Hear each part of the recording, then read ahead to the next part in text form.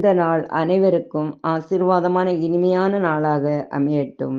இன்று காலை ஜெபத்திற்கு 1 சாமுவேல் 12:16. இப்பொழுது ஆண்டவர் உங்கள் கண்களுக்கு முன்பாக செய்யவிருக்கும் மாபெரும் நிகழ்ச்சியை நின்று பாருங்கள். எங்கள் மோகுரு இறைவா, இனிமையான இளங்காலை பொழுதில் உம்மை போற்றி புகழ்ந்து நன்றி செலுத்துகின்றோம். நாங்கள் உம்மிடம் அசைக்க முடியாத நம்பிக்கையோடு உம் பாதம் அமர்ந்து உம்மிடம் விடைபெற்று எங்கள் பணிகளை தொடரப் போகிறோம்.